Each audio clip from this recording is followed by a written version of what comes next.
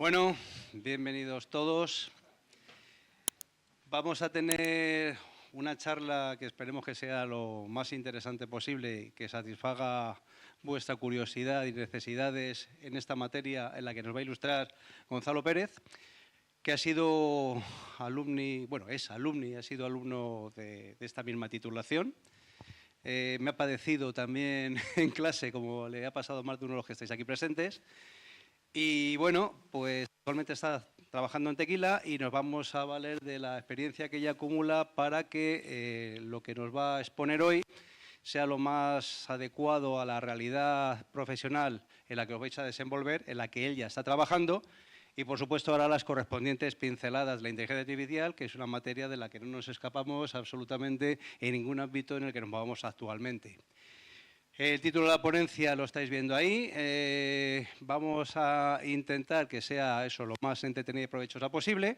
Y, como siempre, pues al final de la misma abriremos un turno para ruegos y preguntas, donde Gonzalo pues estará encantado de responder todas aquellas cuestiones que vayan surgiendo a lo largo de la sesión de hoy. Y como lo bueno si breve dos veces bueno, y como la voz cantante la tiene que llevar Gonzalo, le cedo la palabra y que disfrutéis tanto vosotros como él de esta charla, de esta masterclass, de este evento. Muchas gracias, Gonzalo.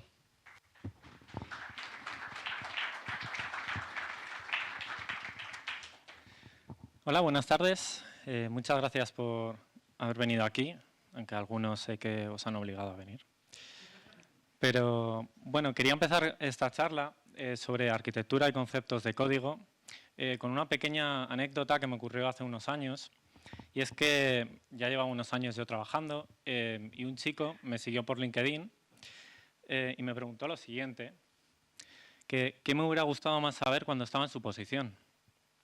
Él era un chico que estaba estudiando ingeniería informática, estaba en tercero y le interesaban mucho los videojuegos y quería dedicarse a ser desarrollador. Entonces me siguió, me hizo esta pregunta y a mí me pareció la verdad muy interesante. Porque muchas veces no sabemos qué hay más allá, no sabemos qué es lo que va a pasar cuando dejemos de estudiar. Y un poco la motivación de esta charla era acercaros un poco a ciertas arquitecturas de programación o de qué manera estamos trabajando en empresas, digamos, grandes, ¿no? Muchos os estaréis preguntando, los que estáis atendiendo, ¿pero usted quién es, no? Alguno me habrás visto en LinkedIn, que habrá cotilleado, alguno a lo mejor me conocía de antes, otros no, alguno ha leído mi TFG que estará en la biblioteca. Pero yo soy Gonzalo Pérez, soy programador de inteligencia artificial, llevo 2 años en Tequila y pues como ha dicho Fernando, yo fui alumno y fui uno como vosotros, que en 2019 acabé el grado de videojuegos en la antigua ESNE y pues estaba ahí como vosotros viendo a algún profesional que venía aquí a darnos una charla. Y bueno, para que me conozcáis un poco más, estuve trabajando en Saber Interactive, que han desarrollado juegos como el Guerra Mundial Z, este año ha salido el Space Marine, el Evil Dead aquí en España. Y yo estuve trabajando en el Wildcard Football, un juego de fútbol americano, multiplataforma, online, en el que en un principio entré como programador genérico y poco a poco pues, me fui encargando de la IA de los jugadores. Y ya desde hace 2 años estoy trabajando en Tequila, solo como programador de IA, en un proyecto que no ha sido desvelado, no sé si se desvelará. Y bueno, pues no os puedo contar nada. En unos meses, pues veremos. Y quería empezar por el principio. Ese principio en el que ya conseguís un contrato, llegáis a una empresa y ¿qué os vais a encontrar? ¿Qué herramientas vamos a utilizar? Todo eso. Luego, si queréis, en la ronda de preguntas podemos hablar del proceso previo, de pues, entrevistas, portfolio, eso que suele también interesar. Pero quiero contaros qué cosas os vais a encontrar allí. La primera de ellas, pues lo más fácil. Tanto el editor de código como el engine. Editores de código hay muchos, conoceréis Visual Studio, lo usaréis todos, a nivel mundial es el más utilizado. Hay otros, Visual Code, podéis programar en Notepad si queréis, Brackets, lo que queráis. Yo ya llevo 2 años, sobre todo desde que trabajo en Tequila, que estoy usando este, que es Rider, que no sé si lo conocéis, pero ya sabéis que Visual Studio y Unreal no se llevan muy bien, todo el tema del IntelliSense va regular y tienes que esperar un montón. Pues Rider, la verdad, lo soluciona bastante bien, va deprisa y hace un mes que lo han puesto gratuito, así que lo podéis descargar y probar. Antes iba con licencia. Luego motores, pues tenemos los habituales, Unreal, Unity, habrá otros como Godot, CryEngine, o es posible que la empresa tenga su propio motor al que os tengáis que adaptar. El más utilizado es Unreal. Es cierto que Unity es muy utilizado, pero es verdad que en empresas cada vez más grandes, Unreal está cada vez más utilizado. Ya no solo en videojuegos, sino que Unreal está apostando por temas de tanto de cine como experiencias interactivas, y están buscando muchos programadores de videojuegos que ya saben de Unreal para hacer ese tipo de experiencias. Tenéis el ejemplo en Mandalorian, en el que utilizaron Unreal para hacer todos los escenarios, todos los fondos. Y esto, bueno, esto ya más o menos lo sabéis, pero vamos a pasar a cosas más interesantes, como es el control de versiones. Que no sé si sabéis lo que es o no sabéis lo que es, pero lo voy a explicar un poco por encima. En definitiva, pues es la manera que tenemos de tener el proyecto repartido en un repositorio y que subamos todos los cambios a la vez. Es decir, el proyecto está en la nube, en un repositorio, y nosotros localmente en nuestro ordenador vamos a tener nuestro propio repositorio local en el que vamos a hacer los cambios, vamos a crear una chain list, una lista de cambios, y lo vamos a subir al repositorio. ¿Qué nos ofrece el repositorio? Pues 2 cosas principalmente. La primera de ellas es que vamos a tener todos los cambios del proyecto ordenados, porque las chain lists están identificadas por ID, por persona, por fecha. Entonces nos permite volver atrás a cualquier momento del proyecto que queramos, por la razón que sea, o revertir una chain list que pues hemos subido por error o que no compila. También otro de los usos que se hace de esto es porque a veces te viene Cuba con un bug de hace una semana o a veces de hace 3 meses porque tenía baja prioridad y no lo has visto hasta ahora, en el que algo de tu código no funcionaba y ahora sí. Entonces vuelves a la versión de aquel día que te ha dicho Cuba que ha aprobado y pues miras a ver qué pasa y comparas con la versión actual a ver qué problema había. Porque el proyecto cada día va cambiando, se suben cientos de cambios y es posible que el código no sea igual y que el problema que estaba antes ahora no está. Y luego, lo más potente que tiene el control de versiones también son las ramas.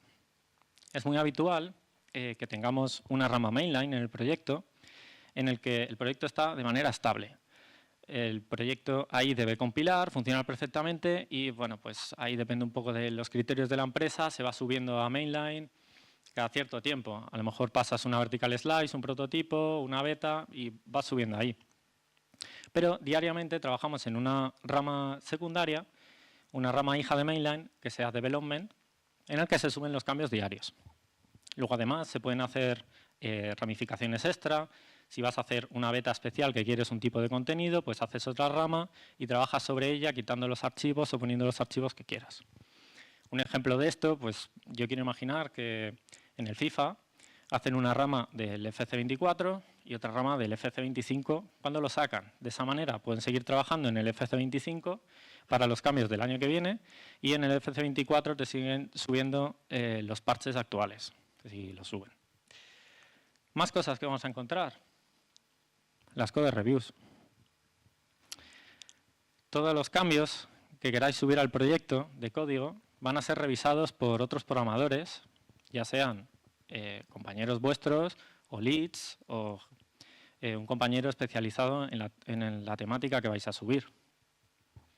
Y es muy importante cuidar nuestro código antes de subirlo, porque si no, nuestros compañeros nos van a decir si algo está mal, si algo lo ven regular, si algo no lo entienden, ese tipo de cosas. Y si todo está guay, pues te la van a aprobar y la vas a poder subir. Aquí lo habitual depende un poco de la empresa, pero muchas veces las chain lists no se pueden subir hasta que no ha sido aprobada por al menos una persona o a veces 2. Todo pues ya digo que depende, pero las subidas, sin más, están capadas, ¿no? Un programa de los más utilizados es Elixswarm. Se me ha acabado de decir antes de los programas de control de versiones que de los más utilizados estaba Perforce y Git. Y yo espero que vosotros en vuestros proyectos ya empecéis a usar Git, tengáis un GitHub abierto, en el que os va a servir para dos cosas. Una, por un lado, para que no estéis con el pendrive yendo de un lado para otro y se puede corromper el proyecto, y así tenéis una versión anterior a la que podéis ir. Y por otro lado, para que os vayáis creando un portfolio que os va a servir para futuro, tanto con los proyectos vuestros personales como ejercicios que hagáis en las clases de programación. La verdad es que todo va a valer. Y siguiendo con esto, vamos a pasar a dos herramientas que ya no son tan conocidas, o supongo que no las conoceréis tanto. La primera de ellas, dentro de las code reviews, como me he saltado el tema, dentro de las code reviews, cosas que se miran, la nomenclatura, lo cual es muy importante. Es necesario que toda la nomenclatura sea siempre igual. Pues ya sabéis, las variables sí tienen que ir en mayúscula, minúscula, ese tipo de cosas, que además sean descriptivas. Luego, comentarios. Aquí seguro que en la carrera pues, os hará mucho hincapié en que tenéis que comentar todo, y es la realidad. Nosotros tenemos que comentar cada clase, cada función, cada variable miembro en el header. Y dentro del CPP, al menos cada bloque de funcionalidad tenemos que volver a comentarlo, porque lo que no queremos es tener que explícitamente leer qué hace el código para saber qué hace. Más que nada porque hoy te acuerdas, pero dentro de una semana no te vas a acordar. Luego, por otro lado, bugs. Te van a decir, pues, esto puede fallar, esto no va a funcionar, algo que tenga mala performance porque has hecho una copia de un objeto en vez de pasarlo por referencia, o te falta un const, lo típico. Y pues también punteros a null que no has tenido en cuenta y pues no los has comprobado. Luego la arquitectura, que es un poco en lo que nos vamos a basar en la charla de hoy. Hacer una buena arquitectura que sea bien sólida, pero que nos permita tener modularidad y flexibilidad y que nuestro código sea extensible. Además, tiene que ser legible. El código es muy importante que cualquiera lo pueda leer, que sea legible por cualquiera en cualquier momento. Esto quiere decir que no solo vamos nosotros a leer nuestro código, sino que nuestros compañeros también lo tienen que poder leer hoy, mañana y dentro de 3 años. Los proyectos duran 3, 4, 5 años y vuestro código va a permanecer ahí. Y si vuestro código está bien o se vuelve a necesitar, al siguiente proyecto también va a estar, por lo que el código debe ser fácil de entender. A veces es mejor perder un poco de performance para ganar en legibilidad. Es decir, queda muy chulo y nos gusta mucho cuando ponemos un par de funciones recursivas en 2 líneas o ponemos una variable que es igual a otra que hace un post-incremento. Ese tipo de cosas quedan muy bien, pero luego cuando tienes un bug en ese código y tienes que volver a verlo, pues es mucho más complicado. Y si es de un compañero, pues te cagas en él, ¿vale? Y otra de las cosas que se suele hacer para debuguear es que cuando vas a retornar, por ejemplo, una variable booleana en un getter, en vez de devolverla directamente, porque has hecho un condicional, pues lo guardas en una variable local y así luego puedes poner un breakpoint y saber qué valor realmente está dando, ¿no? Y por último, la incompatibilidad. También nos van a avisar si hay alguna mecánica que no es compatible, porque el proyecto es muy grande y no vamos a conocer todo el proyecto. Y cuanto más grande es, menos conocemos y a veces no nos enteramos ni qué mecánicas nuevas se han metido. Entonces nos van a contar si ya hay algún sistema que se parece al nuestro y que a lo mejor tenemos un código duplicado o peor o mejor, pero que por lo menos lo chequeemos y lo revisemos. A lo mejor se pueden mergear y hacer un sistema común. Ahora sí que sí, vamos a pasar a otra herramienta que es muy interesante, que es la integración continua.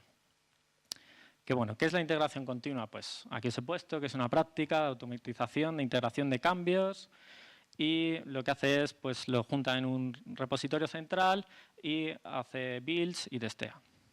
¿Qué quiere decir esto? Pues que el proyecto o los proyectos se están compilando cada día, en cada cambio y para cada plataforma, para todas. Empezamos por cada día, normalmente pues a las 12 de la noche o a las 6 de la mañana, cuando nadie trabaja, así no molesta y no hay cambios por en medio, se suele sacar lo que llamamos build diaria.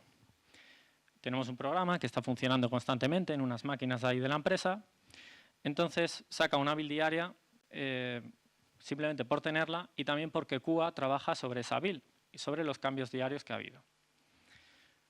Luego también se está compilando, como digo, a cada cambio que se hace, porque es muy importante que la build esté todo el rato funcionando, siempre compile. Y si no compila, es problema nuestro que no lo hemos comprobado previamente. Y también para cada plataforma. Se compila para editor, que como espero que sepáis, para editor es diferente compilación que para release. Y también, bueno, ahí dentro de la de release podemos incluir Xbox, pero también tendremos que compilar para PlayStation, tendremos que compilar para Switch, y si tenemos servidores dedicados tendremos que compilar para Linux. Son un montón de compilaciones a cada cambio que hagáis, que tenéis que saber que no vais a romper. ¿Y por qué no lo podemos romper? Esto ya no es solo por código, también va para artistas, para diseñadores, ya que la build no solo se rompe por el código. Si nosotros borramos un archivo que no debíamos, se va a romper, o si dejamos un blueprint sin compilar, tampoco va a salir el ejecutable. Y aparte, otra de las prácticas comunes que se suelen hacer en las empresas es que los diseñadores, artistas, bueno, todo lo que no es programación no compila. No compila el código, no abre Visual Studio para compilarlo, sino que a través de estos programas o otros programas del repositorio se bajan directamente los archivos del juego compilados. Ellos directamente abren el editor y trabajan en el editor. ¿Qué pasa? Pues que si rompemos el editor, no hay editor y no pueden trabajar. Y van a tener que trabajar en un cambio anterior, una chainlist de ayer o de esta mañana, y pueden subir cambios, pero no van a poder bajárselos. Y eso es un problema. Y luego, aparte, si hoy dejamos la build rota, mañana no hay build diaria y tenemos a todo el equipo de QA sin trabajar. Así que es muy importante que siempre comprobemos todos los cambios que hagamos. Con la experiencia iréis aprendiendo pues, qué cambios pueden romper qué cosas y tengo que comprobar en Switch si esto compila. Ya digo que con la experiencia aprenderéis y muchas veces no compilas para todas, simplemente confías en que vaya a funcionar, ¿no? Uno de los más utilizados, pues TeamCity. Pero bueno, supongo que hay más. Sí que es verdad que aparte de plataformas se pueden hacer test específicos, eso que lo sepáis. Y aquí viene mi favorita, que es la distribución de procesos. Y yo cuando me enteré de esto dije, pero esto es lo mejor. ¿Qué es la distribución de procesos? Pues bueno, es un sistema que distribuye procesos de software para acelerar el desarrollo y hace que los equipos pues, vayan más rápido. ¿Qué quiere decir esto? Este programa lo que se va a encargar es de coger los cores de nuestros compañeros para que compilen por nosotros. Esto es súper guay. Porque os voy a poner el ejemplo. Estamos en Unreal, cogemos la clase actor.h, uno de los headers más importantes, ¿no? Y ponemos un punto y coma por error. O espaciamos. Pues nos vamos a comer 4.000, 5.000 módulos de compilación fácilmente, lo que se traduce a que ese día lo hemos perdido por completo porque vamos a estar mirando el ordenador, porque van a ser horas y horas. Pues esto lo que hace es, esos módulos los va a repartir entre nuestros compañeros para que los compilen por nosotros de manera asíncrona, nos los devuelven ya compilados y lo que iban a ser horas se va a traducir pues en este caso que era un montón, pues a lo mejor 1 hora, pero nuestra compilación diaria no es esa, serán 200 módulos como mucho, entonces todo se convierte en pocos segundos o minutos. Entonces, por eso esta herramienta a mí me parece de las mejores que hay, ¿no? Aquí sí que es verdad que hay un montón de programas. Está Incredibuild, FastBuild, pero hay un montón de programas y no solo para compilación, se usa para muchos más procesos, ¿no? Pero principalmente que conozcáis eso. Y ahora ya vamos a relajar un poco y y vamos a pasar a cosas que ya conocéis un poco más, pero que también es importante que sepáis que sí que realmente se usan, como un gestor de tareas, con el que trabajamos todos los días.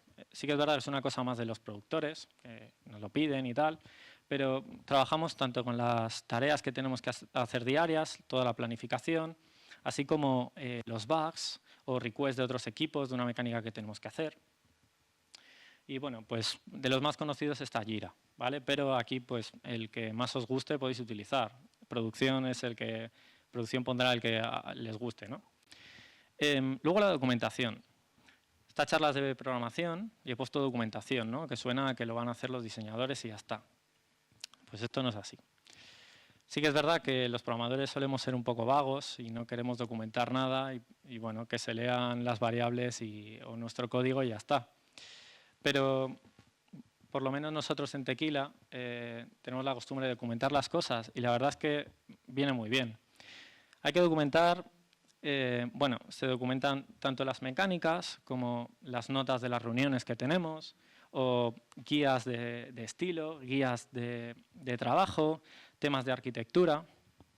Y ya digo que esto es por todos los departamentos.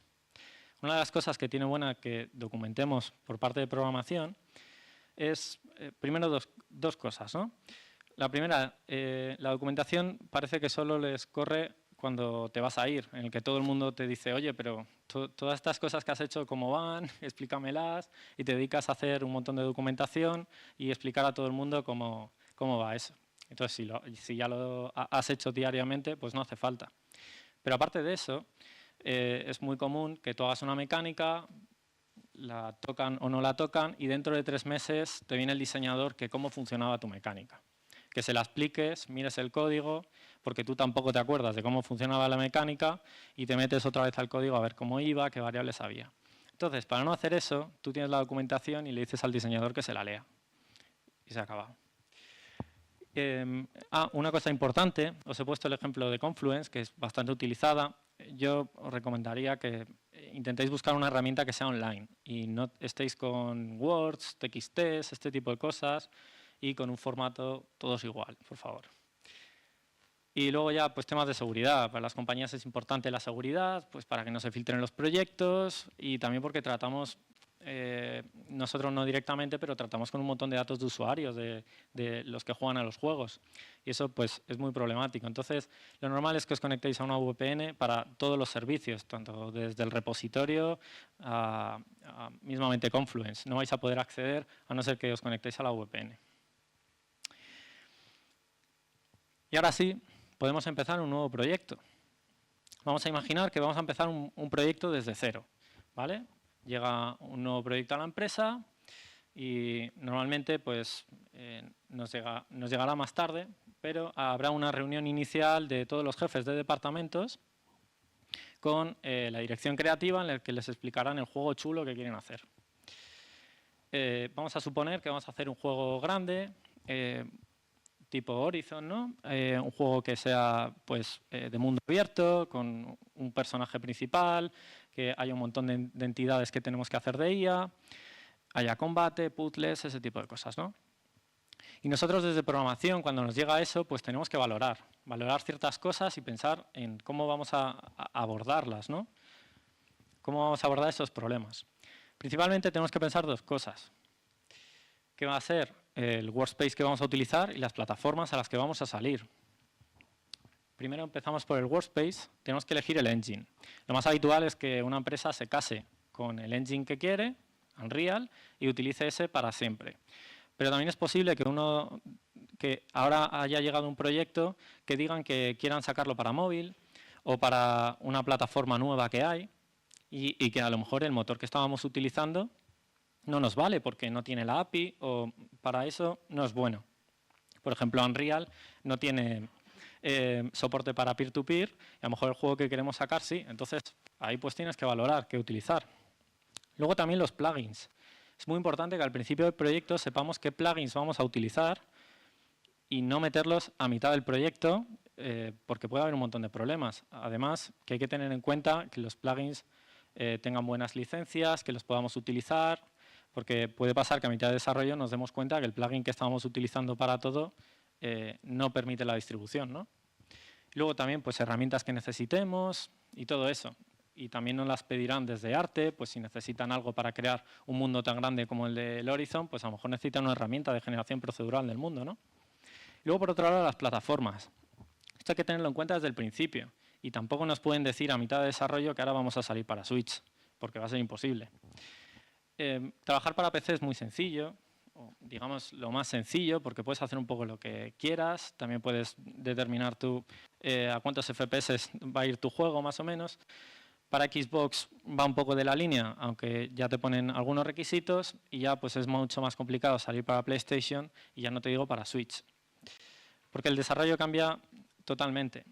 Primero porque tenemos que tener en cuenta y tener soporte para lo que os he explicado antes, pues la integración continua tiene que compilar todas estas plataformas. Luego también la empresa tiene que contar con gente, con trabajadores que ya hayan trabajado para estas plataformas y conozcan qué problemáticas hay. Y luego que el tiempo de desarrollo va a ampliarse por varias razones. La primera de ellas es que vamos a tener que arreglar bugs específicos para cada una de las plataformas, porque como os he dicho, son compilaciones diferentes. Y luego porque, no sé si conocéis, hay un proceso de certificación de plataformas antes de sacar el juego, que consiste en que meses antes de poder sacarlo al mercado, tú le tienes que mandar tu build a Sony y Sony te va a enviar una lista de cosas por las que tu juego no va a salir en Sony. Y todas esas listas, todos esos fallos, digamos, o no fallos, sino son reglas básicas y no tan básicas que ellos tienen, que si no las cumples, pues no vas a salir. Y cosas como que el juego tiene que ir a 60 FPS en medio y en 30 FPS a máxima, y de manera estable, sin picos, hasta que en una pantalla concreta has desenchufado el mando mientras apretabas el triángulo y te ha dejado de funcionar. Pues ese tipo de cosas no te las van a permitir. Y continuamos con cosas que tenemos que hacer en programación. Normalmente vais a llegar a una empresa y esto ya está hecho, pero si no, es esencial hacerlo. Y hay que hacerlo al principio, porque los programadores necesitamos reglas, porque si no, cada uno programamos como queremos. Y es muy importante que esas reglas estén siempre, siempre claras y que tengan todos los aspectos de código que necesitemos, que abarque todos. Aquí, por ejemplo, tenemos que dónde colocamos una llave. Es una cosa muy básica.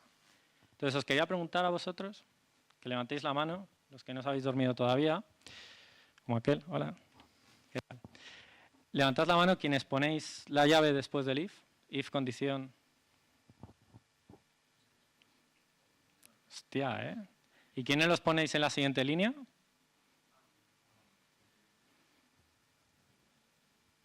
Hay alguno que no se ha enterado que es un bracket. Los que habéis respondido en la misma línea, estáis suspensos este año, ¿vale? Hay que ponerla en la siguiente. Pues este tipo de cosas hemos tenido más o menos un 60-40 aquí y somos pocos. Y esto es una tontería. Pero hay una cantidad de cosas que hay que decidir antes de ponerte a programar. Porque la clave es que parezcamos, en vez de 15 programadores o 20 que vamos a estar, tenemos que parecer que solo uno programa el proyecto, lo cual es complicado. Y tiene que aparecer de todo. Aquí os he puesto un ejemplo de clase, da igual, pero bueno, pues lo habitual es que intentemos coger la misma guía de estilos que tiene el motor. En este caso Unreal, pues variables con mayúscula, las funciones también, pues bueno, ese tipo de cosas que utilizan, ¿no? Pero luego añadimos nuestras propias preferencias. Y tenemos que decir de todo, desde, pues a lo mejor que vamos a determinar que vamos a poner un tipo de API, cómo se ponen los comentarios, que los comentarios de las funciones tenemos que especificar cada uno de los parámetros, que las variables van en mayúscula, minúscula, las que van en las variables locales son en minúscula, la disposición que tenemos en el header, si primero van las funciones y luego las variables, si no, si ponemos primero todo lo público y luego lo privado, pues un montón de cosas, ¿no? Separadores, variables, si usamos prefijos, los brackets. Y si utilizamos, por ejemplo, yo me he encontrado hasta si se puede usar la palabra auto o no se puede utilizar y en qué casos, ¿no? Y bueno, pues habrá discrepancias, pero al final pues se llega a algo común y nos tenemos que amoldar. ¿Qué más cosas? Pues la naming convention. Esto va un poco en la misma línea, esto ya es para todos los departamentos. Esto se acuerda tanto con artistas como diseñadores, o bueno, al final mandamos programación y ya está.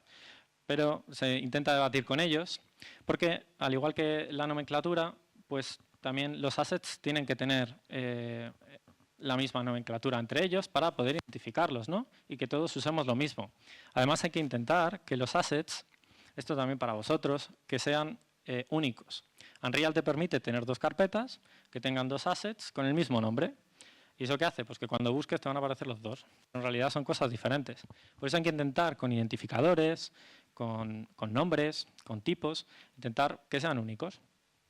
Esto nos permite tener una búsqueda muy rápida dentro del motor, porque ya no solo es que quieras buscar un asset concreto, sino que a lo mejor quiero saber todas las cosas que tiene Alloy o todas las animaciones que tiene. Entonces pongo A/Alloy y me van a aparecer todas. Luego, además, también que sepáis que normalmente los animadores, los artistas, pues para sus materiales, animaciones, ponen prefijos especiales para identificarlos aún más, pues tales como tenemos aquí, de decir que la animación está de Sniper, es de Walk, que es el ciclo, F de Forward y 500 de la velocidad. O que la textura con /n porque es un mapa de normales. Pues este tipo de cosas. Y hay que acordarlas todas al principio y bueno, pues ya está. Otra guía más de documentación que hay que hacer. Y ya por último, también para todos, la organización de carpetas. Es muy importante la organización de carpetas, que el proyecto esté siempre ordenado. Somos muchísimos y si no, se va de madre.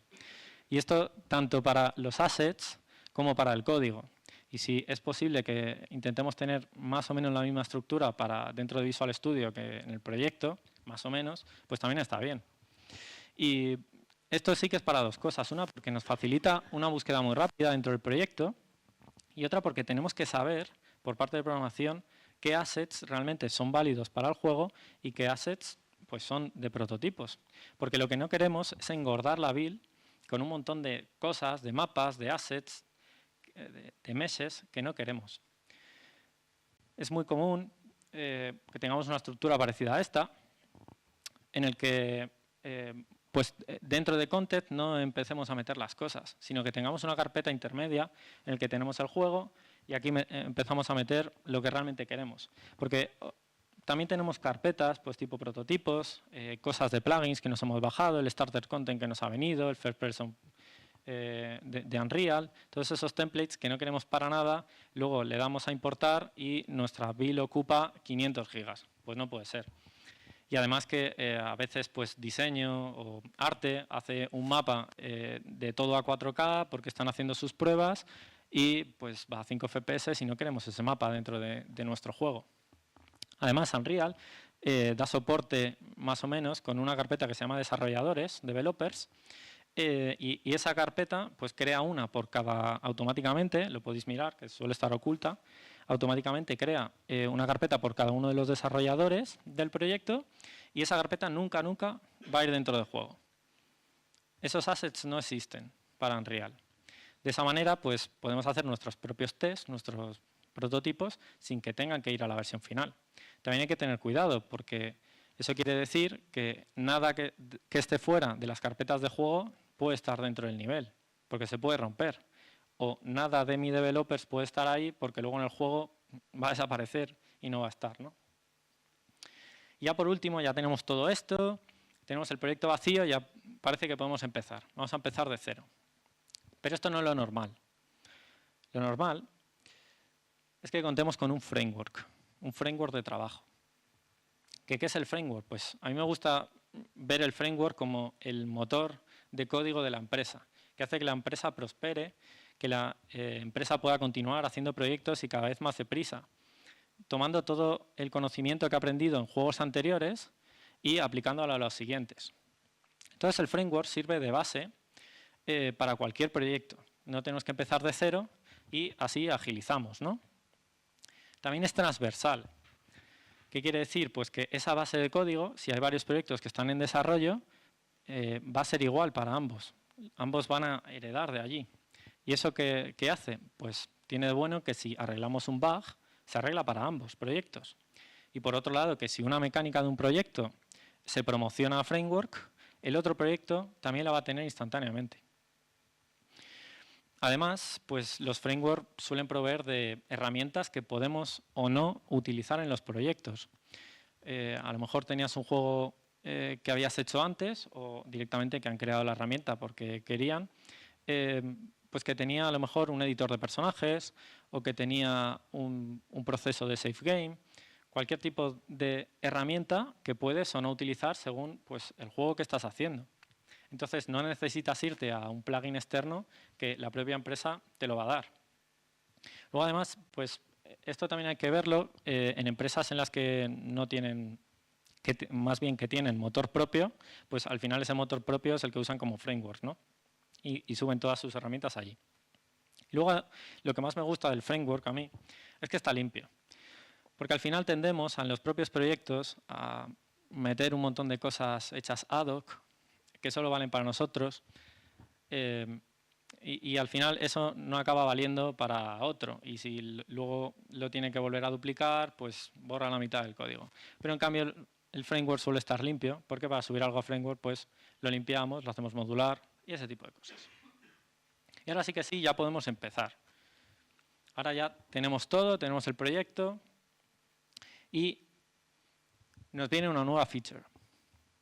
Viene diseño, con una nueva mecánica, súper guay, y nos reúne a todos. Normalmente esto ya dependerá del organigrama de la empresa, pero se hace una reunión inicial, un kick-off, en el que pues, están los representantes de cada departamento o los implicados que van a hacer la mecánica, y diseño nos explica lo que quiere hacer.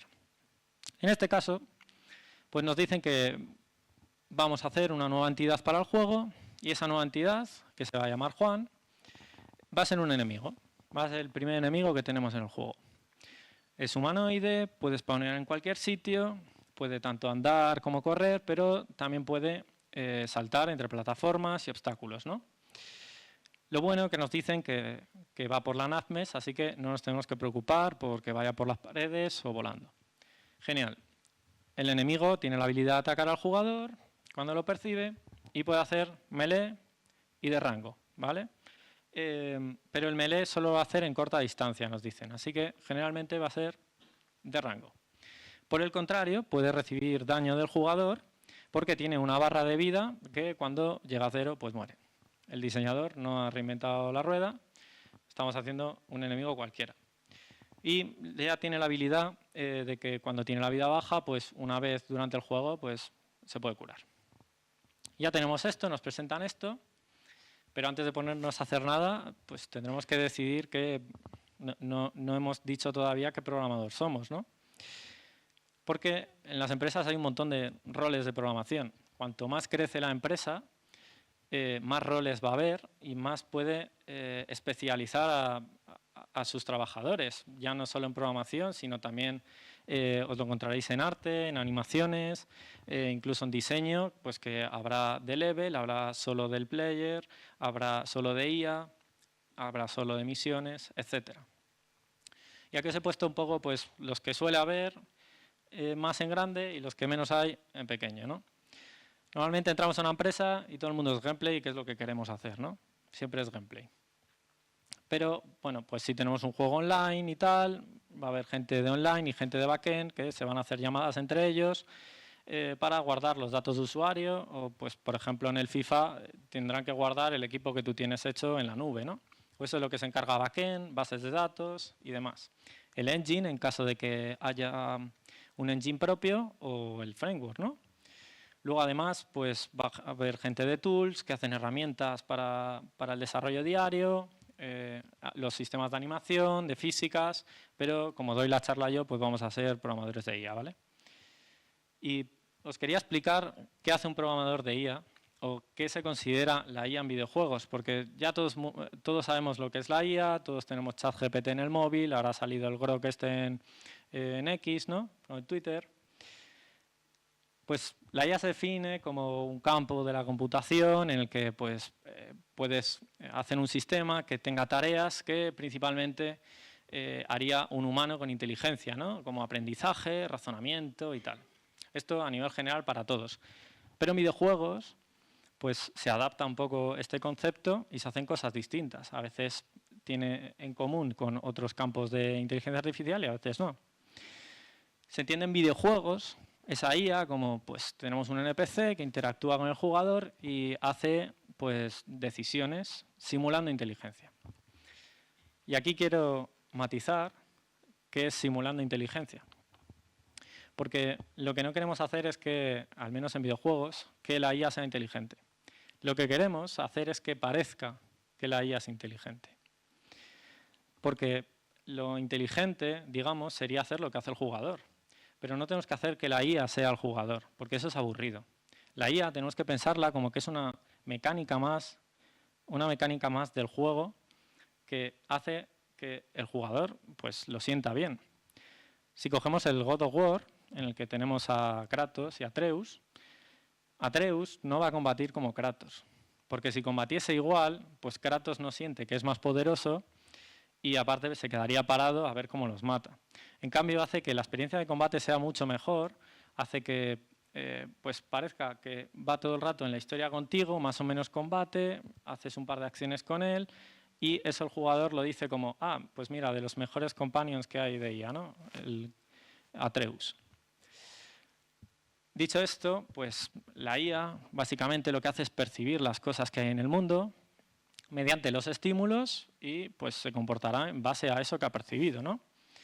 Además, pues yendo en la línea de lo que estaba diciendo, debe hacer que la experiencia para el jugador sea gratificante a la par que desafiante. Como os decía antes, si hacemos que Atreus pues combata igual, pues es un rollo, no es un desafío. Aparte que si hiciéramos lo que hace el jugador, molestaríamos al jugador y eso es lo que no queremos. Si vosotros os fijáis, Atreus, para lo que vale, para lo que suelen valer los companions, es para indicarte el camino que tienes que ir, porque se adelanta un poco y empieza a mirar para donde tú tienes que mirar. O si hay un pasillo, él no va a ir por el centro, que es lo que haría el jugador, o saltando. No, va a ir por un lateral, porque lo que quiere es dejarle al jugador que tenga su experiencia y le va a dejar todo el pasillo central. Él va a ir por un ladito sin molestar. Y luego, además, también consideramos inteligencia artificial, pues generación procedural, pues como el Minecraft genera el mundo de manera procedural, aunque lo hace con semillas. También dificultad adaptativa, porque podemos ir modificando la dificultad, ya sea previamente como de manera estática o en runtime. Redes neuronales, machine learning, todo esto que os sonará y lo habréis estudiado en la asignatura de inteligencia artificial, imagino. Y aquí me he puesto en grande una cosa que es la que realmente quiero que os quedéis, que la IA no es gameplay. Muchas veces se confunde esto y vais a llegar a empresas y lo van a confundir y te va a decir, no, pues sí es lo mismo. No es lo mismo. ¿Por qué? Es cierto, y yo estoy de acuerdo en que dentro del gameplay, una parte, como he dicho, está la IA, porque es parte de la experiencia de gameplay. Pero para nosotros que somos programadores, no es lo mismo. Tenemos que pensar y diferenciar entre lo que es gameplay y lo que es IA. En este caso, a mí me gusta pensar como que la IA no deja de ser un jugador que tiene un mando y está controlando a un personaje. De esa manera diferenciamos entre lo que es el carácter de lo que sería el controlador. Pues toda esa parte del controlador sería IA. El carácter es uno cualquiera. ¿Esto cómo lo podemos ver? Pues no sé si habéis jugado al God of War 2, pero, es spoiler, también controlas a Atreus. Y en ese momento que controlas a Atreus, lo siento mucho de lo que hay, llegáis tarde. Pues en ese momento que controlas a Atreus, Atreus llevaba siendo durante todo el primer juego un NPC. Y si lo hubiéramos considerado como NPC y hubiéramos dado todas las habilidades de jugador a Kratos y todas las de NPC a Atreus, nos hubiéramos equivocado. Porque ahora llegamos al 2 y nos dice el diseñador, mira, tengo una idea muy guay que es que vamos a controlar a Atreus. Y decimos, joder, ahora no podemos hacerlo, ¿no? Pues esa es la diferencia. Tenemos que pensar que la IA es simplemente otro jugador más que tiene el mando y que aprieta los botones de las cosas que puede hacer. Porque da lo mismo que controlemos a Atreus, que la IA controle a Atreus o controle a Freya, que al final simplemente se va a mover para adelante o va a pulsar R1 para atacar. Para él es exactamente lo mismo. Y dicho esto, con las cosas que teníamos antes, que nos han dado, en el documento de diseño tenemos que abstraer esas características, esas partes pues, del documento que nos han dado. Porque el documento va a tener un montón de paja, cosas que no nos interesan. Nosotros queremos programar nuestra mecánica. Y el documento va a tener cosas de timings de animación o también va a tener el lore del personaje, que no nos interesa. Entonces tenemos que abstraer, antes os he puesto pues, algunas palabras más resaltadas, ¿no? Para que sea menos rollo. Y abstraemos lo siguiente, que es humanoide. Esto es una cosa muy importante porque ya sabéis en videojuegos que tenemos las cápsulas en las que entra el personaje por las colisiones y tal. ¿Qué pasa? Que si nos dicen que se sale de la cápsula, pues empezamos a tener problemas porque normalmente los engines no cuentan con soporte para tener pues tanto cuadrúpedos como tener arañas, ese tipo de cosas que nos tenemos que preocupar. Luego también pues, tenemos la capacidad de movernos, que hemos dicho que podía correr y andar en cualquier superficie, aunque va a ser navmesh, que eso es bueno, porque no nos van a venir con una entidad que se puede subir por las paredes y tal, y ni puede volar. Tiene la capacidad de atacar por otro lado, el tipo de ataque que hace, luego también tiene un sistema de salud, y pues con el mismo sistema de salud metemos que puede recibir daño. Genial. Y solo el daño de melee, vale. Luego también le damos la habilidad de saltar entre obstáculos y por último que tiene la habilidad de curarse a sí mismo cuando tiene la salud baja. Esto lo tenéis que tener claro cuando hagáis cualquier tipo de mecánica y diferenciar las diferentes partes que hay. Porque si cogemos todo el documento y empezamos a hacer todo, no vamos por ningún sitio. Tenemos que empezar por el principio. A lo mejor en el prototipo lo único que queremos es hacer que sea humanoide y que se mueva. Después, cuando lo pasemos a un poco más funcional, ya va a tener el ataque y su barra de vida. Y después ya le meteremos que se pueda curar. Pero tenemos que ir poco a poco haciendo la jerarquía. Y pues esto, que tengáis en cuenta todos los componentes que hay y os podéis hacer una especie de diagrama de clases o pues yo me suelo coger el notepad y hago un par de clases diciendo, vale, pues más o menos así se comunican y pues esto puede encajar, ¿no? Sobre todo en sistemas que son un poco complejos. Ya tras esto, pues podríamos tener pues, una estructura parecida a esta, en la que tenemos, como os he dicho, vamos a heredar de un framework, tendríamos un framework character, en el que una cosa habitual es que de cada clase común, de cada clase base, ya sea el character, el controller, un actor, tengamos una clase específica del proyecto, que se suelen determinar, pues, nuestro proyecto va a ser UDIT, pues, con el prefijo de UDIT character. Y todas las clases del proyecto deberán tener ese prefijo de UDIT, ¿vale? Y aquí, pues, le hemos metido lo de movimiento. Yo supongo que desde framework ya vendrá el movimiento, pero para especificarlo aquí, ¿vale? Y ya de esto vamos a heredar a tener un enemy character. Y así, pues, vamos previendo que a todos los enemigos que vayamos a tener se van a poder atacar, van a poder recibir daño, ¿no? Con su barra de salud y vamos a tener el daño que hacen por cada uno de los ataques. Porque aquí arriba tenemos el enumerado de los tipos de daño que podemos hacer, de melee y de rango, y aquí pues podría haber puesto un mapa, pero he puesto uno en la librería que quedaba chulo y ya está. Y ya por fin tenemos a Juan. Nuestro Juan Character que va a heredar de nuestro enemy y pues hace override del ataque por lo que sea, del movimiento también, porque como le hemos dado la habilidad de saltar, pues a lo mejor en el aire queremos que no se mueva o que sí se mueva, lo que sea. Recibir daño, la sobreescribimos porque hemos dicho que solo va a recibir ataques melee, entonces de otro tipo no va a recibir, de rango no recibirá, que salta y se puede curar. Hasta aquí todo bien, una estructura que podíamos hacer todos, ¿no? Más o menos. Pues esto está mal. Aquí la hemos liado. Os dejo que la veáis. No quiero que os baséis en que faltan todos los comentarios. Bueno, no hay ni public ni protected, esto no compilará seguramente. Pues lo he hecho aquí. ¿Por qué está mal? Pues se me ocurren un montón de cosas que nos podían dar problemas a futuro y somos nosotros encargados de pensarlas antes de ponernos a hacer esto. ¿Qué pasaría si nos dicen que necesitamos un carácter que vuela? Hemos supuesto que todos los caracteres se mueven en 2 dimensiones. Ahora tenemos otra dimensión más. O si un enemigo va a tener un escudo. Hemos dicho, le hemos dado la habilidad de recibir daño a los enemigos y pues ahora lo tendremos que sobreescribir en un hijo, algo así, para poder meterle el escudo. O si tenemos que deshabilitar el daño durante cinemáticas en un momento determinado, pues ahora vamos a tener que modificar la clase enemigo para ponerle un booleano, un flag, algo así. Luego también tenemos diferentes tipos de ataques, pero solo hemos puesto un enumerado que tiene 2. Si necesitamos otro, vamos a tener que ampliar el enumerado. O si un carácter tiene weak spots. Weak spots entendidos como puntos críticos, imaginaos en el Horizon que tenemos pues, diferentes personajes que tienen una serie de piezas que les tenemos que golpear. Pues entonces ya el daño no va al personaje, va a esos weak spots. Pues la hemos liado porque estaba en enemy. O si tenemos un cuadrúpedo, ya os he dicho que hay un montón de problemas con los cuadrúpedos. Entre ellos, el giro no lo puedes hacer en el sitio, lo tendrás que hacer rotándolo un poco hacia adelante.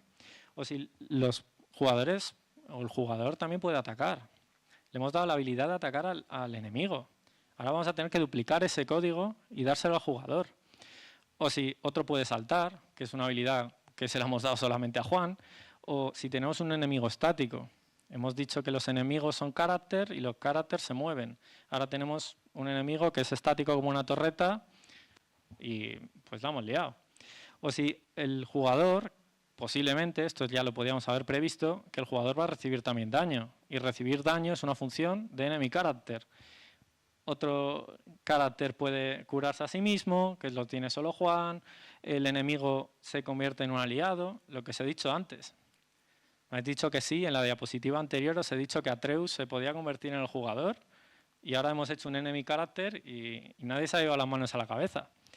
Por otro lado, objetos que puedan recibir daño, como por ejemplo las estructuras o paredes del Fortnite, también tienen barra de vida y reciben daño, ¿no?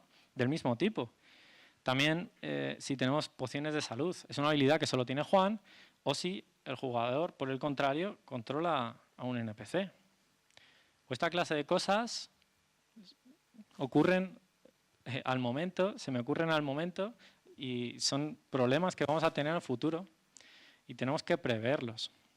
¿Y cuál ha sido el problema de nuestra arquitectura? Que parecía en principio que podía estar bien y hoy iba a compilar y mañana tenemos a Juan moviéndose. Pues que lo que tenemos que hacer en realidad es pensar en sistemas. Tenemos que intentar pensar en sistemas. Y más cuando tenemos un proyecto tan grande. No podemos pensar solamente en mecánicas. Porque hoy nos ha venido nuestro enemigo amigo Juan, pero mañana va a venir otro enemigo, pasado vendrá un enemigo cuadrúpedo, pasado mañana va a venir un aldeano, que es un NPC, pero no es un enemigo, y la semana que viene van a meter a otro personaje que también es controlable por el jugador. Ya no solo por hablar de IA, sino pues en general. Cualquier tipo de mecánica que nos pidan, tenemos que intentar pensar en sistemas. Y esto por 2 partes. Una por parte de diseño, en la que diseño, antes de darnos que vamos a hacer al enemigo Juan, nos tenía que haber pasado cómo quiere que sean las IAs en el juego, cómo va a querer que sean los encuentros de combate. Pues todas esas cosas que nos tenía que haber anticipado. Nos ha dicho que va por la NAFMES, pero tampoco sabemos cómo va a ser la NAFMES, ni qué tipo de NAFMES va a haber. Todo ese tipo de cosas nos tenía que haber anticipado y luego ya haremos a Juan, porque Juan no importa. Como Juan va a haber un montón, pero no estamos en un proyecto en el que pues, somos 4 personas y va a haber un jugador, 2 enemigos y ya está, y el proyecto se acaba ahí. Sino que necesitamos hacer un proyecto muy grande. Estamos haciendo un Horizon, ¿no? En el que pues, tenemos miles de entidades y cada día van a salir más la que le apetezca al diseñador. Entonces, si no tenemos un buen sistema pensado, vamos a tener un montón de problemas. Y bueno, ¿de qué manera podemos hacer sistemas? Porque esto es fácil de decir. Pues aquí viene una de las batallas que a mí más me gusta de programación, a lo mejor es un poco coñazo, que es herencia contra composición. No sé si sabéis lo que es. Imagino que herencia sí, composición os sonará. Lo voy a resumir un poco y luego os pregunto a ver qué opináis. Por un lado tenemos la herencia, que, bueno, pues esto se da en la segunda clase de C++, porque es una de las bases. Entonces, pues tenemos que un objeto clase se basa pues, en otro objeto y hereda toda su funcionalidad y a la vez lo puede extender haciendo nuevas implementaciones. Eso es muy guay porque permite que reutilicemos mucho el código, no tenemos que volver a duplicarlo y las extensiones de código que hacemos en las clases hijas son independientes del padre. Entonces, el padre no sabe lo que hacen los hijos y le da igual, ¿no? Permite polimorfismo, que seguro que sabéis lo que es, pero a lo mejor como nombre no os acordáis, que es una de las características fundamentales de C++ y lo que le hace que sea tan potente. El polimorfismo lo que dice es que una clase hija puede tomar la forma de la clase padre.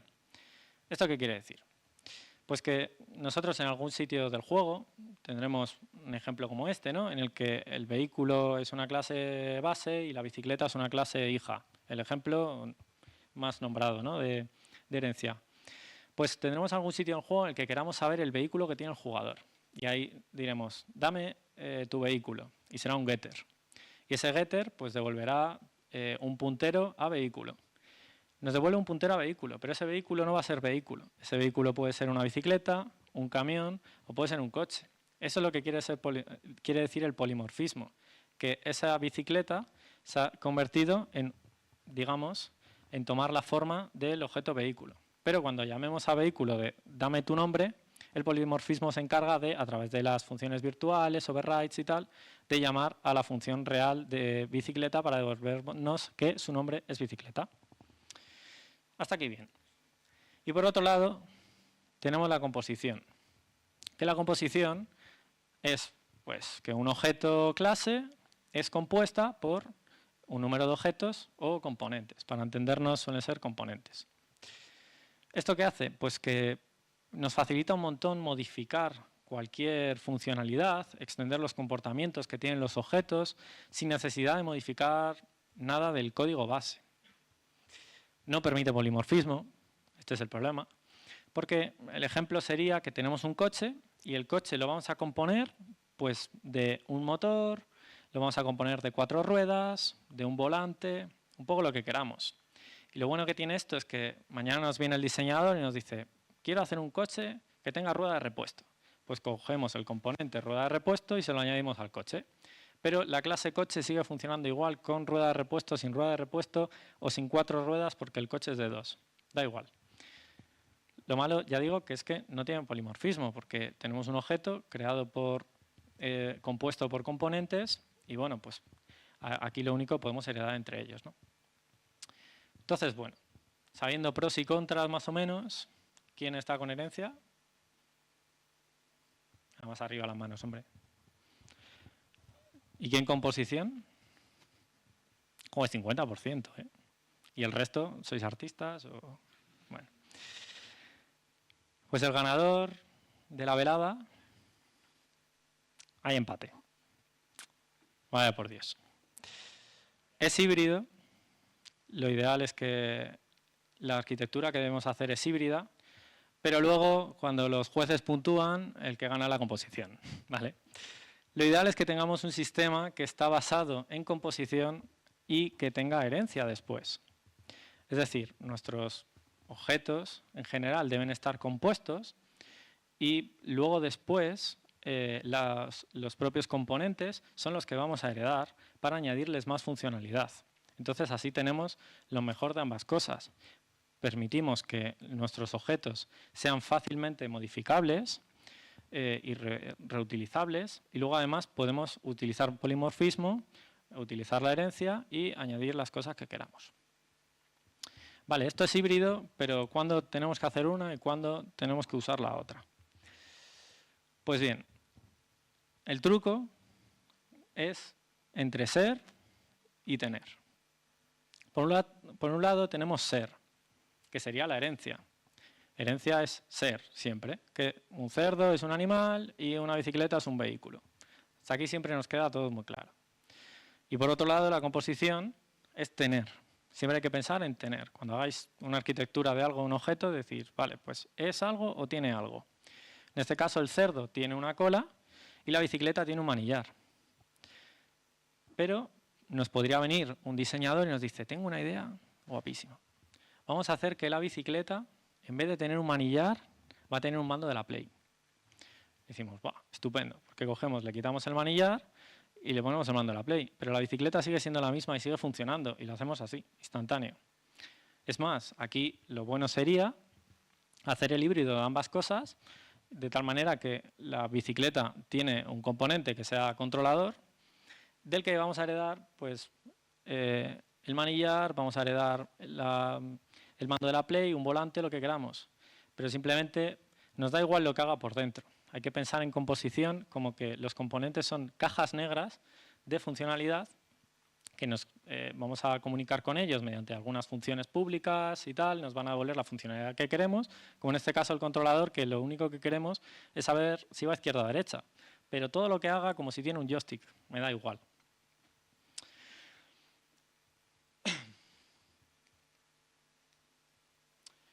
¿Qué pasa? Que normalmente nos equivocamos y vais a llegar a un montón de empresas y se habrán equivocado. Y vais a ver un montón de código vuestro en el que os habéis equivocado por haber hecho herencia donde no debéis. ¿Y eso qué hace? Que arrastremos todos los problemas que os he dicho antes. Aquí tenemos un ejemplo que lo he sacado, es parecido al de la referencia de ahí y me ha gustado bastante porque se entiende muy bien. Y es que nosotros tenemos una entidad que nos dice el diseñador, quiero una entidad que corra, entonces va a ser corredor. Vamos a hacer a Flash, ¿vale? Y lo vamos a heredar de corredor porque aparte de Flash, pues tenemos a Kid Flash, tenemos a Zoom, a toda esa gente que corre, ¿no? Todos los villanos siempre han sido corredores, ¿no? Pero es posible que durante nuestro videojuego, pues por la historia, tenga un aparatoso accidente y ya no pueda correr. O directamente se ha hecho mayor y no le apetece. Entonces, aquí hemos cometido un error. Hemos cometido el error de pensar que era corredor y hemos puesto aquí un ISA Runner y en realidad estaba mal. Porque lo que teníamos que haber pensado es que la entidad actualmente tiene el rol de corredor, pero no es corredor, sino que tiene ese rol, tiene esa habilidad, podemos pensar. Porque ser significa siempre, no se puede cambiar. Significa que siempre va a ser así, es de grado 0. Entonces, hay un momento de la historia en el que Flash pierde sus poderes, entonces le hemos quitado la habilidad de correr y ya está, pero Barry Allen sigue siendo Barry Allen. No le hemos cambiado. Una vez que sabemos todo esto, ¿cómo podemos estructurar nuestro código? ¿O cómo debería ser la estructura? Pues debería ser piramidal. Os sonarán estos tipos de pirámides de herencia en el que tenemos pues, las clases base arriba y heredamos para abajo. Pero lo he cambiado, no quería poner children classes y he puesto specific porque quiero diferenciar que esta pirámide no es de herencia. Es parcialmente de herencia, pero en lo que se basa este triángulo es en el nivel de funcionalidad que tiene. Las clases base de las que tenemos que heredar inicialmente, como la clase, digamos, anterior a nuestra mecánica, la clase de la que heredamos a Juan, debe ser lo más ligera posible. No tiene que tener demasiada funcionalidad, porque si no heredamos una funcionalidad que no queremos, que la vamos a arrastrar durante todo el proyecto y vamos a tener que hacer un override o cualquier este tipo de cosas. Por lo que arriba las clases tienen que ser muy, muy ligeras, los componentes tienen que ser muy, muy ligeros y luego lo que heredemos, que es lo que va a estar abajo, que son las clases específicas del juego, ahí sí que va a tener la chicha. Es donde va a tener realmente toda la funcionalidad que queremos. Aquí abajo es donde va a estar compuesto Juan. Pero no podemos depender de que Juan ha heredado de un enemigo que ya tenía un montón de cosas que hemos presupuesto. Porque, y ya digo que os lo vais a encontrar en empresas en las que han cometido un error, o vosotros mismos en vuestros proyectos habéis cometido un error, lo vais a arrastrar durante todo el proyecto, y ahora, después de Juan, nos viene otra entidad que también salta y se cura y decís, genial, voy a heredar de Juan, tengo todo el carácter hecho, esta tarde salgo pronto de trabajar porque ya tengo el carácter hecho, hago un par de overrides virtual y todo funciona perfecto, pero no lo toques mucho que se va a romper. Y bueno, pues una vez que sabemos esto, quiero pasar a otra parte, que es de la inteligencia artificial, para que entendáis que la inteligencia artificial también se puede componer y de qué manera deberíamos pensar, pues al igual que vamos a hacer a Juan, a esta entidad, cómo podemos componerlo. La IA en videojuegos pues, se divide básicamente en dos partes. Una que es la IA directora y la otra que es la IA agente. La IA directora va a tener todas las partes genéricas de IA, la funcionalidad pues, que van a tener todos, o va a coordinar a los personajes entre sí. Y por otro lado, la IA de agente es como si no existiese nadie más que él. Todos los componentes de los que va a tener el propio agente. La IA directora, ¿para qué se utiliza? ¿Qué es? Os voy a poner algunos casos prácticos. Aquí ya digo que depende un poco del juego, pero vamos a suponer lo que he dicho, que vamos a hacer un Horizon, ¿no? O un juego en el que haya combate, como este que tenemos aquí, en el que tenemos un jugador que pues, le están atacando en un círculo de combate estos habituales 3 personajes. Pues vamos a tener nuestro sistema de tickets, que es un componente de la IA directora que se va a encargar de los tickets. Y esos tickets van a ser, pues, por ejemplo, de ataque, que se suelen ver muy bien. En ese caso, estos bichos no van a atacar por sí mismos cuando ellos quieran, porque eso no es lo que queremos. Sino que lo que queremos es que la IA directora, que tiene el poder absoluto, sabe cómo están todos colocados, va a decirle a este de aquí, por ejemplo, que va a ser el que va a atacar. Y los otros dos simplemente van a esperar. Entonces, le va a dar el ticket de ataque a este. Y además le puede hasta decir qué tipo de ataque tiene que hacer. También se puede utilizar para Smart Objects, es decir, si hubiera una torreta en el mapa, pues hay uno que se la tiene que asignar y una vez que está ocupada, pues ya nadie puede venir. Pues eso la IA directora también puede entrar en el juego. Luego también el tema de tácticas utilizadas en combate. Pues a lo mejor tenemos un juego que es un shooter en el que queremos que la IA le va a decir, pues tú quiero que vayas directo hacia el jugador, tú vas a flanquear, vosotros dos os quedáis más atrás y tú huye. Por lo que sea, pues ese tipo de tácticas que tiene que organizar entre ellos. Un ejemplo que podéis ver en el Days Gone, si no me equivoco, una charla de la GDC que hay en YouTube, explican cómo cogen a todos los enemigos y según el jugador va avanzando, pues les va echando a todos para atrás. Y hay un montón de videojuegos en los que lo podéis ver, tipo el Uncharted o tal, en el que tienes a los enemigos ahí, tú avanzas para allá y a los enemigos se posicionan en el otro lado o van yéndose para atrás. Eso también depende un poco y se puede hacer con tickets. Y luego también la dificultad, que se puede modificar la dificultad, como he dicho antes, de una manera estática, en la que lo hacemos antes de empezar el juego, como en el FIFA, en el que seleccionamos si queremos jugar en profesional, en leyenda, este tipo de cosas, y ya entramos al juego con eso.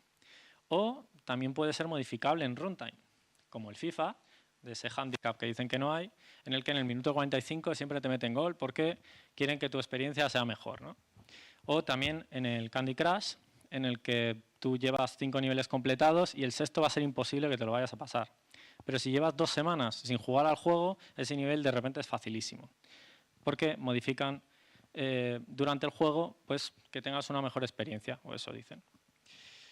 Y luego, por otro lado, tenemos la IA de los agentes.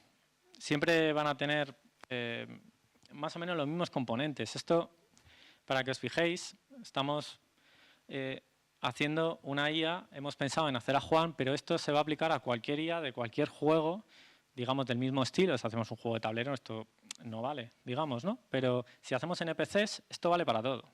Tenemos un sistema, un componente de decisión, en el que pues, analiza la información que tiene, que la va a recibir de los otros componentes, ve los posibles comportamientos que puede hacer y pues elige uno, de la manera que sea. Luego ya veremos pues, si usa Behavior Tree, State Tree o máquinas de estados, ¿vale? Da igual. Otro es la locomoción, que describe la manera en la que se mueve el personaje. Aquí antes os he dicho que la parte de gameplay es la que hace pues, que se mueva de una manera o de otra, pero este componente lo que hace es decir cómo tiene que apretar el joystick la IA y hacia dónde lo tiene que apretar, digamos.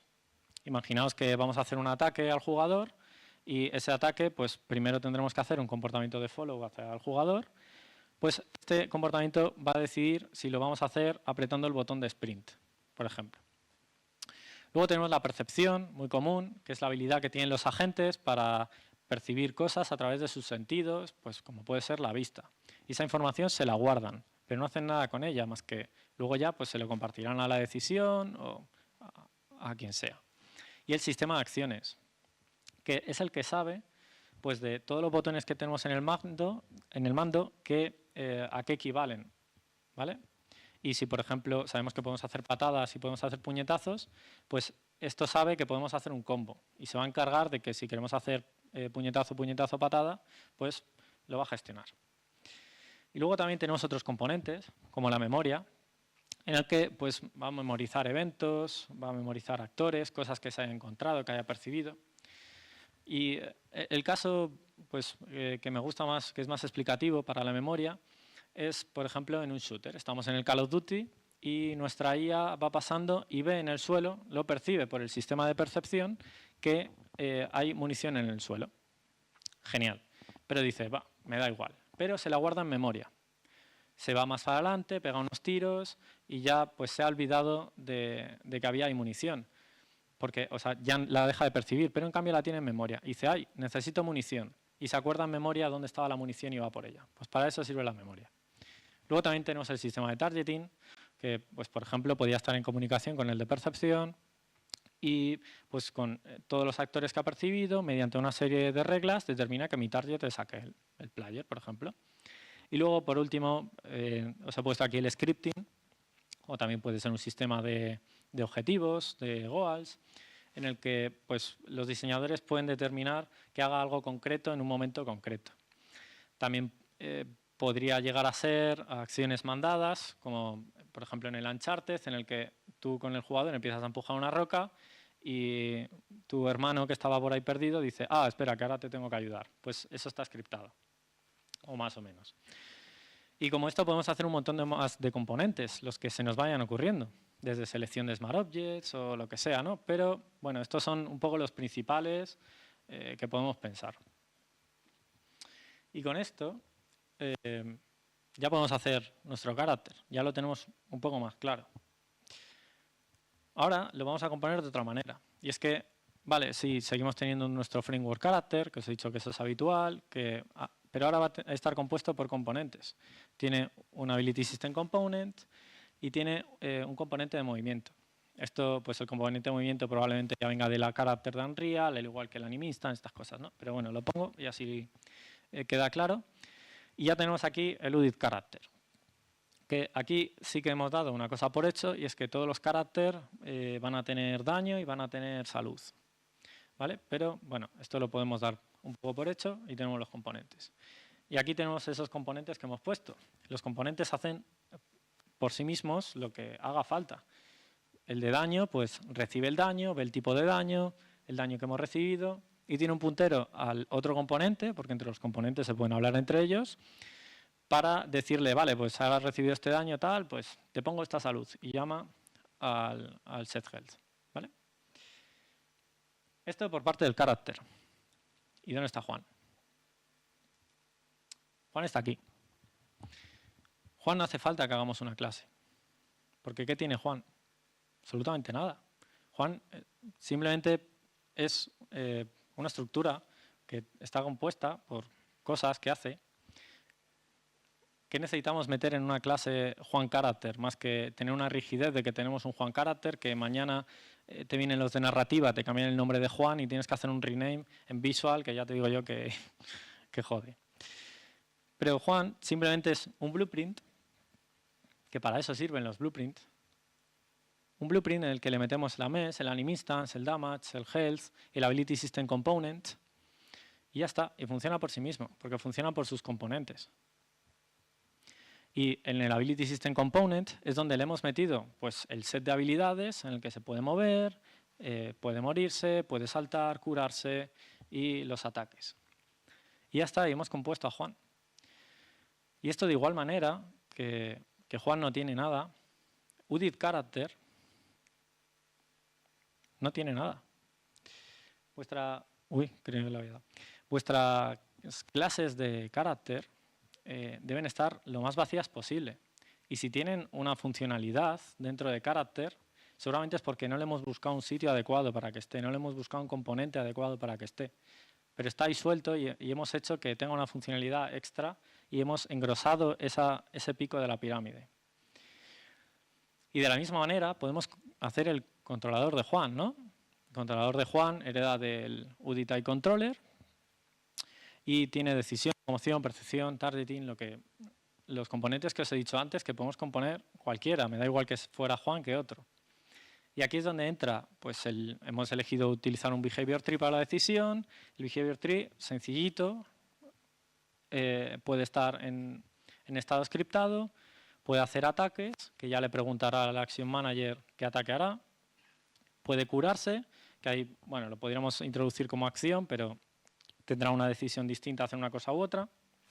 Y el base behavior, que será el comportamiento base si no ha percibido al jugador.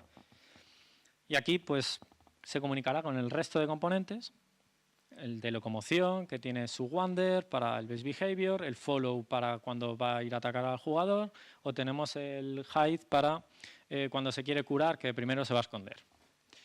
Luego, por otro lado, la percepción, de qué manera vamos a percibir al jugador y las cosas que hay alrededor, con side, hearing, damage, aquí hay un montón, se pueden meter los sens que queráis, desde de territorio, alertas que se van dando entre ellos, lo que sea. Pero se extiende dentro de la percepción. Juan le da igual, ¿sabes? La percepción dice, he recibido algo, ¿por dónde? Pues bueno, me da igual. El targeting.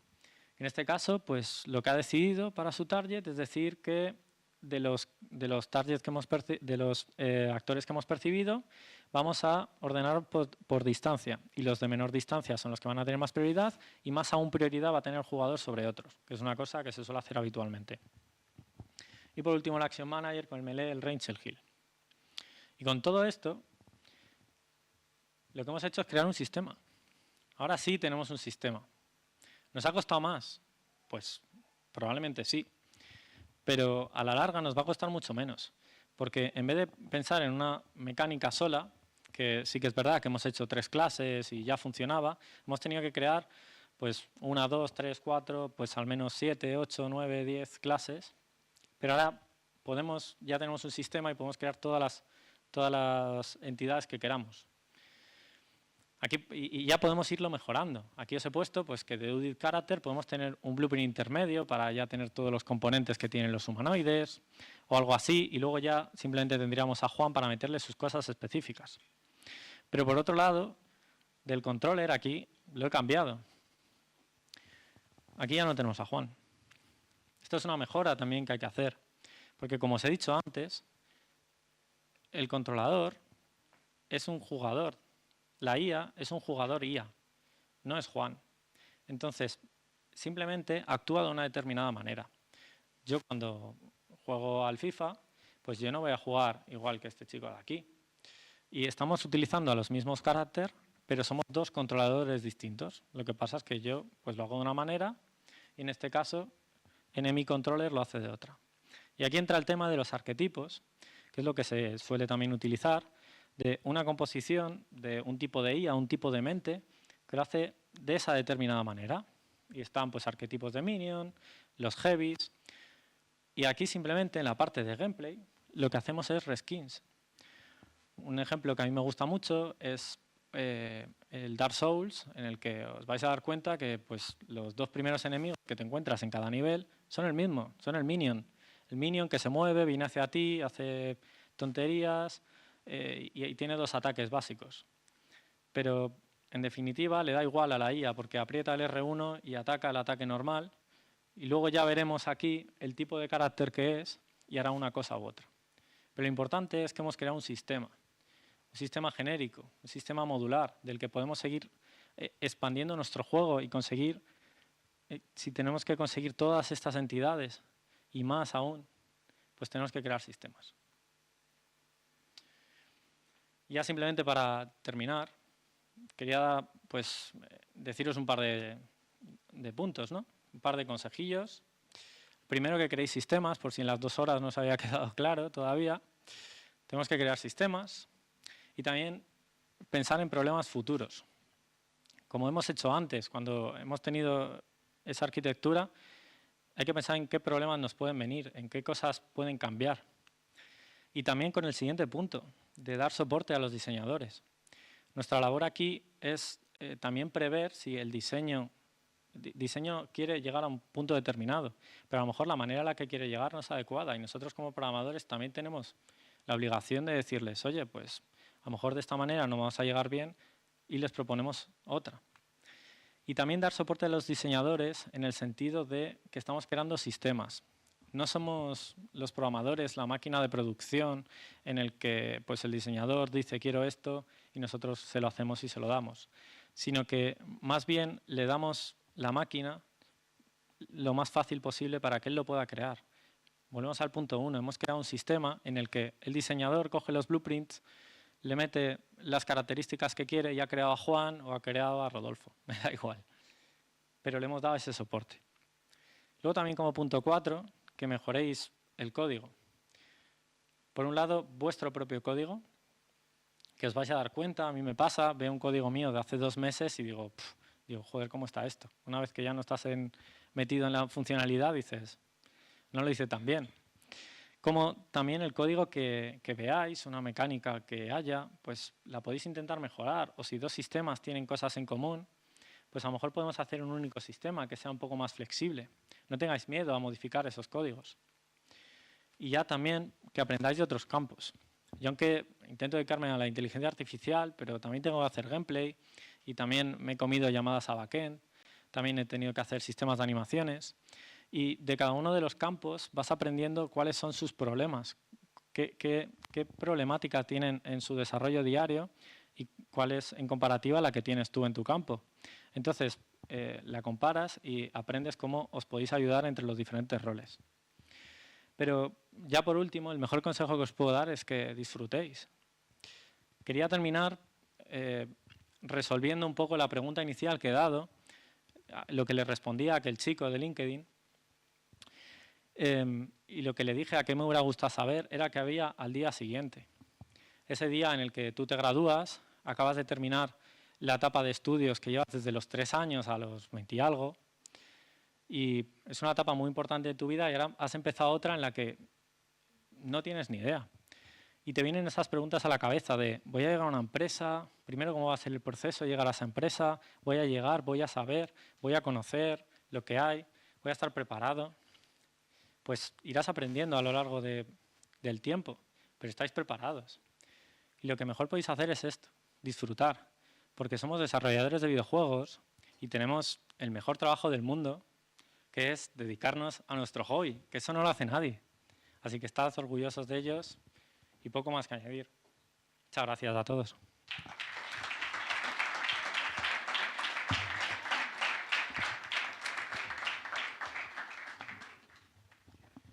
Si tenéis preguntas, pues levantéis la mano, os doy si queréis esto. La pregunta era más de lo que estabas explicando al principio del workflow y de los procesos y todo, más enfocado a Unreal, ya que bueno, Unreal te presenta la opción de hacer C++ y de blueprints. ¿Soléis, a la hora de, por lo menos en Tequila o en Saber, que es donde has estado, ¿soléis hacer un mix nada más empezar? ¿Empezáis en Blueprint y ya luego como optimizáis en C++? ¿Empezáis directamente en C++? ¿No tocáis C++? Más o menos esa es la pregunta, no tiene mucho que ver, pero... La realidad es que ninguna empresa va a querer que haya blueprints. Eso es así. Vais a tener que aprender C++. Es cierto que prototipos, sobre todo diseño sí que hace muchos prototipos en Blueprint. Y nosotros a veces, pues también un prototipo que quieres hacer más rápido y tal, y ahí depende un poco, porque a veces en C++ lo hace más rápido también, lo haces en Blueprint. Pero a la larga, cuando eso ya no sea un prototipo y quieras que sea una funcionalidad, la vas a pasar a C++. Porque ¿habéis debugueado en Blueprints? Claro. Y luego aparte, pues los Blueprints se acaban convirtiendo en código espagueti, ya no sabes de dónde viene, no tienes una búsqueda fácil de decir, vale, pues voy a ver de dónde viene esto y sigo el hilo para atrás. Es muy complicado. Entonces, Blueprint se utiliza pues, sobre todo esto, como fuentes como estructuras de datos finales de un personaje.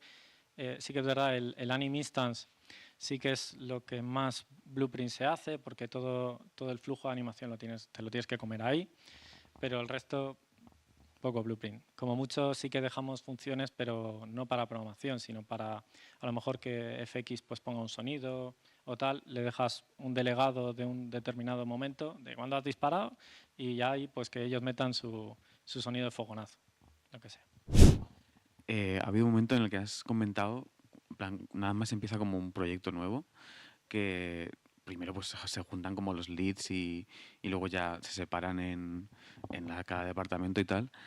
Que has mencionado, lo primero que hacen como el grupo de programadores, decidir como el motor y las plataformas en las que se va a desarrollar, digamos, en esos no tienen que ver un poco también los otros departamentos, en plan, o lo decidís completamente, por ejemplo, el motor, decís, vamos a hacer un real. No tiene, o sea, no opina, digamos, a lo mejor los artistas en ese sentido.